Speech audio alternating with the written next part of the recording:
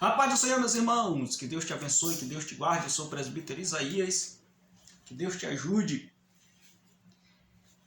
Carta de Paulo aos Gálatas, capítulo 2, versículo 14. Quando, porém, vi que não procediam corretamente segundo a verdade do Evangelho, disse a Cefas, na presença de todos: se sendo tu judeu, vives como gentios e não como judeu, porque obrigas os gentios a viverem como judeus. O judaísmo foi duramente criticado por Cristo Jesus, por Jesus Cristo. No Evangelho, o judaísmo ele é reprovado. Aqui nesse versículo, Paulo repreende a Cefas. Quem é Cefas? É o apóstolo Pedro.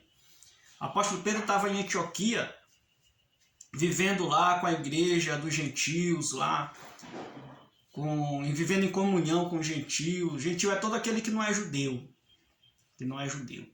Então, Pedro estava lá vivendo com eles, em maior comunhão. Quando chega uma comissão de Jerusalém, chega Tiago e alguns obreiros judeus da circuncisão. Então Pedro ele se afasta dos gentios, discrimina os gentios e vai para o lado dos judeus. E Paulo repreendeu a Pedro. A Bíblia diz que ele repreendeu na cara.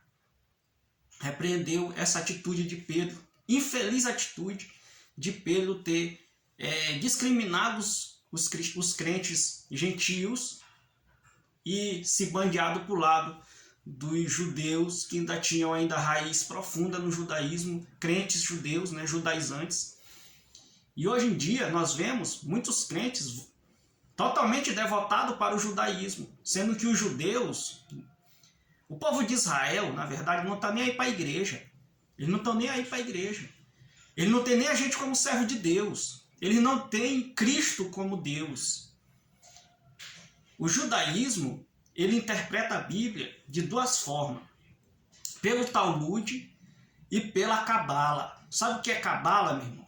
A Cabala, se tu for pesquisar a essência da Cabala, o esoterismo da Cabala, é só feitiçaria. Então, o Evangelho reprova totalmente ele reprova totalmente o judaísmo. O judaísmo que não é mais o judaísmo, não é a religião dos judeus de Canaã. É totalmente corrompida pelo pecado, pelas forças ocultas do inimigo. Então o Evangelho de nosso Senhor Jesus Cristo, esse é o que prevalece. Esse é o que prevalece. Então, devemos orar sim pela paz de Jerusalém. Pela paz de Jerusalém. Tem crentes que estão alegres com aquela matança que eles estão fazendo ali no Oriente Médio. Aquilo ali é totalmente desaprovado por Deus. Se Deus está aprovando aquilo ali, então acaba a igreja, fecha a igreja, rasga a Bíblia e acabou tudo. Então vamos todo mundo virar e entrar para o judaísmo. E anular a graça e voltar para a lei. Jesus disse que ele é o caminho, a verdade e a vida. E os 10 mandamentos, eles se reduzem em 2. Ama a Deus sobre todas as coisas e ama o teu próximo como a ti mesmo. Então, Jesus, ele veio para estruturar a fé humana através do seu sacrifício, através da sua ressurreição. Então, a igreja não tem nada a ver com Israel. Tem cultos que a gente coloca a bandeira de Israel, porém, se for para colocar a bandeira de Israel, tem que colocar a bandeira da Palestina também, porque Deus ele não é judeu, nem grego. Deus ele não tem nacionalidade, ele ama todos. O povo de Israel vive em rebelião contra Deus. O povo de Israel vive em rebelião contra Deus. Um dia, mais na frente, vai ser restaurado tudo. Vai ser restaurada a nação de Israel. Jesus voltará e implantará o seu reino milenar em Israel.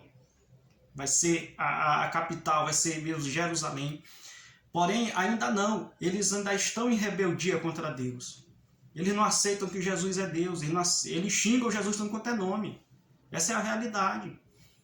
Então, meu irmão, ame ao teu próximo como a ti mesmo. Perdoe o teu inimigo.